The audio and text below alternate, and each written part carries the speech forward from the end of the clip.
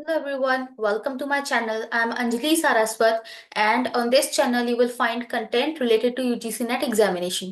तो आज हम पढ़ने वाले हैं एक्सपेरिमेंटल रिसर्च के बारे में। अभी तक हम वेरिएबल्स के बारे में पढ़कर आए हैं। अगर आपको एक्सपेरिमेंटल रिसर्च अच्छे से समझना है, जिसके लिए आपको वेरिएबल्स पता होना जरूरी है, तो अगर आपने वो वीडियो नहीं देखा है तो please watch that video first and then come to this video.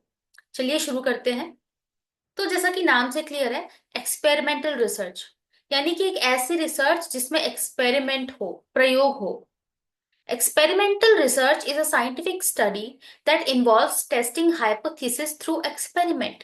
यानी कि इसमें जो हाइपोथेसिस बनाई होती है उसको एक्सपेरिमेंट के थ्रू टेस्ट किया जाता है। इसमें इंडिपेंडेंट वेरिएबल्स को मैनिपुलेट करके डिपेंडेंट वेरिएबल्स की वैल्यूज को नोट किया जाता है। ठीक है। इट इन्वॉल्व्स मैनिपुलेटिंग वन और more independent variables and using them on one और मोर डिपेंडेंट वेरिएबल्स।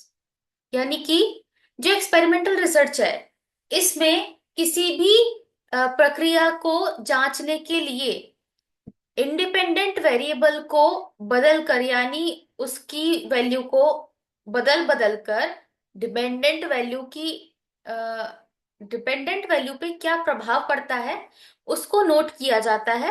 उसको ऑब्जर्व करके फिर अपनी रिसर्च फाइंडिंग्स में लिखा जाता है और रिजल्ट बनता है। तो जो एक्सपेरिमेंटल रिसर्च होती है उसके तीन कैरेक्टरिस्टिक्स जो है वो मेन है। और वो क्या है? Control, manipulation and observation. यानी कि एक्सपेरिमेंटल रिसर्च में आप कंट्रोल करते हैं।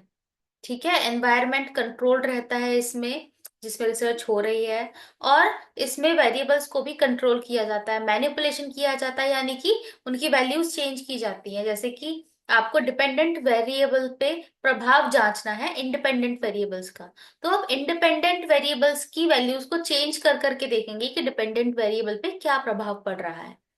और ऑब्जर्वेशन क्या है? जो प्रभाव पड़ा है उसको आप ऑब्जर्व करेंगे और अपनी स्टडी का रिजल्ट निकालेंगे। आई होप कि आपको समझ आ गया होगा, बहुत मुश्किल नहीं है ये कुछ भी इसमें। अब देखते हैं आगे क्या है। अब आगे आता है कंट्रोल वर्सेस एक्सपेरिमेंटल ग्रुप। तो जब भी हम एक्सपेरिमेंटल स्टडी करते हैं तो ये दो तरीके से हो सकती है।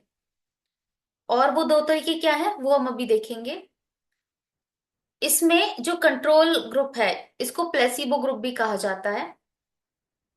और a control group is a group in the experiment where a variable is not being tested। यानी कि जो कंट्रोल ग्रुप होता है उसको प्लेसिबो ग्रुप भी कहते हैं।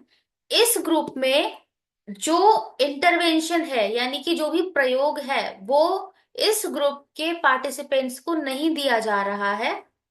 लेकिन एक्सपेरिमेंट ग्रुप में वो इंटरवेंशन दिया जा रहा है, वो प्रयोग किया जा रहा है, लेकिन इन दोनों ही ग्रुप्स के पार्टिसिपेंट्स को इस चीज का पता नहीं होता है। तो control group serves as important benchmark to compare the results of the experimental group. यानी कि अब जो कंट्रोल ग्रुप है, इसके जो रिजल्ट्स आए, उन रिजल्ट्स के साथ एक्सपेरिमेंटल ग्रुप का जो रिजल्ट है उसको कंपेयर किया जाएगा, जिससे पता चलेगा कि आपने जो इंटरवेंशन दिया है, यानी जो भी टेस्ट किया है, वो कितना काम किया है। ठीक है, उसके हिसाब से आपका रिजल्ट बनेगा। तो an experimental group is the group that receives the variable being tested in an experiment। यानी कि एक्सपेरिमेंटल ग्रुप वो ग्रुप होता है जिसमें कि जिस वेरिएबल को टेस्ट करना है वो रिसीव होता है। और जो एक्सपेरिमेंट है इसमें जरूरी नहीं है कि कंट्रोल ग्रुप हो, बिना कंट्रोल ग्रुप के भी एक्सपेरिमेंटल स्टडी पॉसिबल है। ठीक है। तो कंट्रोल ग्रुप जो होता है और जो एक्सपेरिमेंटल ग्रुप होता है, दोनों में यही डिफरेंस है कि जो कंट्रोल ग्रुप है वो इंटरवेंशन रिसीव नहीं करता है, बट एक्सपेरिमेंटल ग्रुप जो है वो इंटरवेंशन रिसीव करता है। और इसी तरह इन दोनों के ग्रुप्स के डिफरेंस को देख करके इनके रिजल्ट्स को कंपेयर किया जाता है। चलिए आगे देखते हैं। अब ये एक्सपेरिमेंटल स्टडी कैसी थी? प्लेसिबो ग्रुप के साथ। प्लेसिबो का मतलब होता है एक तरीके से इनएक्टिव इंटरवेंशन, यानी कि इसमें जो भी इंटरवेंशन दिया जा रहा है वो इनएक्टिव रहता है, लेकिन उन लोगों को पता नहीं होता है। वो एक इनएक्टिव मेडिसिन है, ठीक है, उसका कोई इफेक्ट नहीं है। लेकिन जो एक्सपेरिमेंटल ग्रुप है उसको उन्होंने डायबिटीज वाली वो मेडिसिन दी, वो टेबलेट दी। और at the end of study वो चेक करेंगे कि कंट्रोल ग्रुप और एक्सपेरिमेंटल ग्रुप में क्या चेंजेस आए, यानी कि उनका जो भी रिजल्ट है उसको कंपेयर किया जाएगा और देखा जाएगा कि क्या एक्सपेरिमेंटल ग्रुप और कंट्रोल ग्रुप का जो रिजल्ट है वो वेरी कर रहा है, क्या अलग अलग है। अगर हाँ, अगर जो एक्सपेरिमेंटल ग्रुप वाले लोग थे अगर उनका डायबिटीज इससे सुधरा, इस मेडिसिन से, मतलब वो दवाई काम कर रही है। और अगर नहीं, अगर कंट्रोल ग्रुप और एक्सपेरिमेंटल ग्रुप दोनों के ही पार्टिसिपेंट्स के रिजल्ट्स में कोई डिफरेंस नहीं, मतलब वो दवाई काम नहीं कर रही है। अब आगे चलते हैं। प्री एंड पोस्ट टेस्ट, नाम से समझ में आ रहा है, pre test and post test, यानी कि ये ऐसी एक्सपेरिमेंटल स्टडी है जिसमें कि एक्सपेरिमेंट शुरू होने से पहले, यानी कोई भी इंटरवेंशन दिए जाने से पहले टेस्ट किया जाता है एक बार कि उसमें जो भी वेरिएबल्स हैं उनकी वैल्यूज क्या है। और दूसरा, उस ट्रीटमेंट के या उस इंटरवेंशन के दिए जाने के बाद, यानी पोस्ट, प्री का मतलब पहले, पोस्ट का मतलब बाद में। तो a pre test is a test given to participants before they have undergone some type of treatment as a part of research study, यानी जो भी ट्रीटमेंट है उसको दिए जाने से पहले ये टेस्ट है। और पोस्ट टेस्ट क्या है? It is a test given to participants after they have received treatment as part of a research experiment, यानी कि जब वो ट्रीटमेंट उनको मिल चुका है उसके बाद पोस्ट टेस्ट होता है, ठीक है, इसको बोलते हैं रिसर्च एक्सपेरिमेंट में पोस्ट टेस्ट। तो ये प्री और पोस्ट टेस्ट जो है ये भी इंपॉर्टेंट है, इसको आप समझ लीजिए आराम से, बहुत ज्यादा कोई लंबी चौड़ी बात नहीं है। प्री टेस्ट वो है जो इंटरवेंशन या एक्सपेरिमेंट होने से पहले लिया जाता है। पोस्ट टेस्ट है इंटरवेंशन या फिर ट्रीटमेंट के बाद में जो टेस्ट लिया जाता है। अब आगे देखते हैं। क्वेश्चंस आ चुके हैं हमारे, जून 23 से क्वेश्चन है। असर्शन रीजन का क्वेश्चन है। देखिए, आप एमसीक्यू लगाते रहेंगे उनसे कुछ नहीं होगा।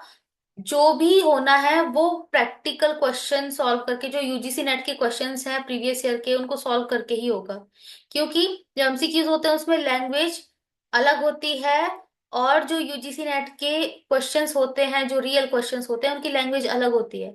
तो क्वेश्चंस को ठीक से करने के लिए और उनको समझने के लिए आपको वैसे ही प्रैक्टिस करनी होगी। तो प्रीवियस ईयर क्वेश्चन आप ज्यादा से ज्यादा लगाइए, और इन्हीं क्वेश्चंस की प्रैक्टिस करने से आपका कॉन्फिडेंस बढ़ेगा, आपकी क्वेश्चन को पढ़ने की एबिलिटीज बेहतर होंगी, और आप क्वेश्चन अच्छे से समझ पाएंगे।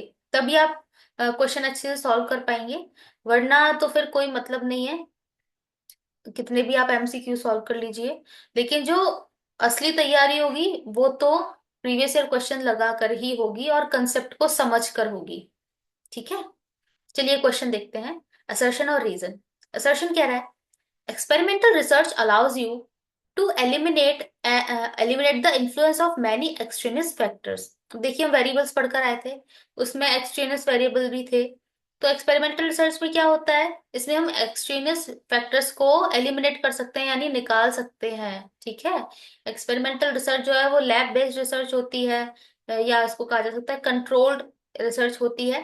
तो इसमें हम अपने हिसाब से काफी सारे एक्सटर्नल फैक्टर जो कि अनवांटेड है रिसर्च में, जो हमें नहीं चाहिए, उनको एलिमिनेट किया जा सकता है। रीजन कह रहा है in experimental research variables are actively manipulated and environment is as control as possible, यानी कि एक्सपेरिमेंटल रिसर्च में जो वेरिएबल्स हैं उनको एक्टिवली मैनिपुलेट किया जाता है, यानी कि इसमें वेरिएबल्स होते हैं डिपेंडेंट इंडिपेंडेंट। इंडिपेंडेंट वेरिएबल को आप मैनिपुलेट करते हैं और डिपेंडेंट वेरिएबल पे उसका इफेक्ट चेक करते हैं, ठीक है। तो इसमें वेरिएबल्स को एक्टिवली मैनिपुलेट किया जाता है, और जो भी इन्वायरमेंट जहाँ पे भी एक्सपेरिमेंट हो रहा है वो एज कंट्रोल्ड एज पॉसिबल होता है, ताकि आपकी जो रिसर्च है उसकी रिलायबिलिटी और वैलिडिटी बनी रहे, ठीक है। तो दोनों ही चीजें सही है। और रीजन जो है बिल्कुल करेक्ट है असर्शन के हिसाब से। तो both A and R are true and R is the correct explanation of A, आपका फर्स्ट ऑप्शन करेक्ट हो जाएगा।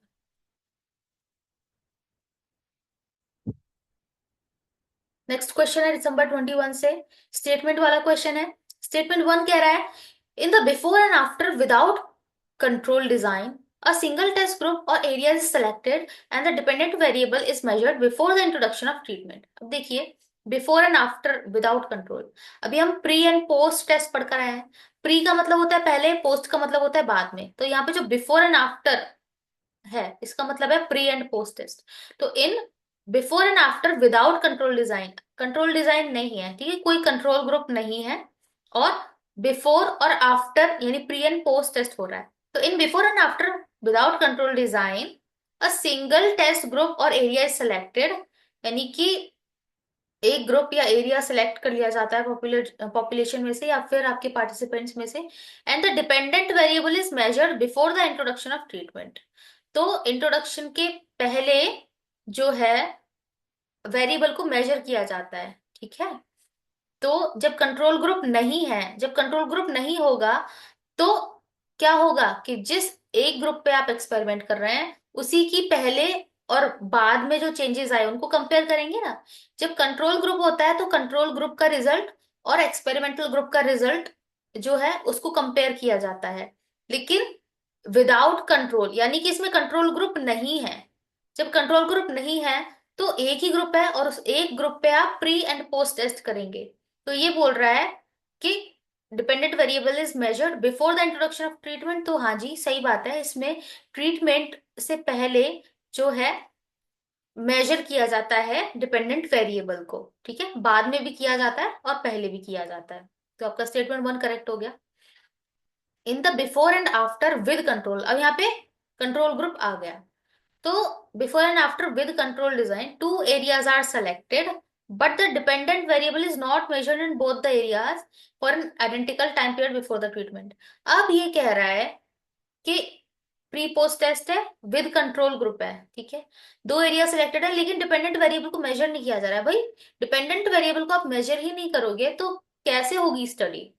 एक्सपेरिमेंटल स्टडी में होता ही ये है कि आप वेरिएबल को, डिपेंडेंट वेरिएबल को मेजर करते हो। इंडिपेंडेंट वेरिएबल का क्या इफेक्ट डिपेंडेंट पे, उसको आप मेजर करते हो। अब उसको मेजर ही नहीं करोगे तो क्या फायदा। तो आपका स्टेटमेंट 2 कैसा हो गया, गलत। तो आपका स्टेटमेंट 1 सही है। Statement 1 is correct but statement 2 is incorrect. आपका थर्ड ऑप्शन करेक्ट हो जाएगा। नेक्स्ट क्वेश्चन देखिए, नवंबर 20 से है। In which of the following research methods, manipulation and control of variables and randomization of samples are two of the basic requirements। यानी कौन सी research है जिसमें मैनिपुलेशन होता है, वेरिएबल्स कंट्रोल किए जाते हैं, रैंडमाइजेशन होता है सैंपल्स का। सैंपल्स भी पढ़ेंगे हम आगे आगे आने वाली क्लासेस में। तो कौन सी रिसर्च है जिसमें मैनिपुलेशन होता है, वेरिएबल्स कंट्रोल होते हैं। एक्सपेरिमेंटल रिसर्च है, ठीक है, इसमें मैनिपुलेट करते हैं आप इंडिपेंडेंट वेरिएबल को और वेरिएबल्स कंट्रोल करते हैं। एक्सपेरिमेंटल रिसर्च इसका आंसर हो जाएगा। तो आज के लिए इतना ही है, बाकी नेक्स्ट क्लास में हम पढ़ेंगे डेस्क्रिप्टिव रिसर्च, हिस्टोरिकल रिसर्च और भी रिसर्च के बारे में पढ़ेंगे और प्रीवियस ईयर क्वेश्चंस करेंगे। आज के लिए इतना ही। और प्लीज अगर आपको वीडियोस पसंद आती हैं तो आप इन्हें प्लीज लाइक कीजिए और सब्सक्राइब टू माय चैनल। जितने लोग ये वीडियोस देखते हैं उसमें से 60% लोगों ने तो चैनल सब्सक्राइब ही नहीं किया है। तो प्लीज सब्सक्राइब करें चैनल को, मुझे भी थोड़ा अच्छा लगेगा और मुझे वीडियो बनाने में थोड़ा और इंटरेस्ट आएगा। तो please subscribe to my channel and keep sharing the videos with your friends and help them get good marks along with you so that you can qualify your UGC NET examination together। चलिए तब तक के लिए thank you so much, मिलते हैं next video में।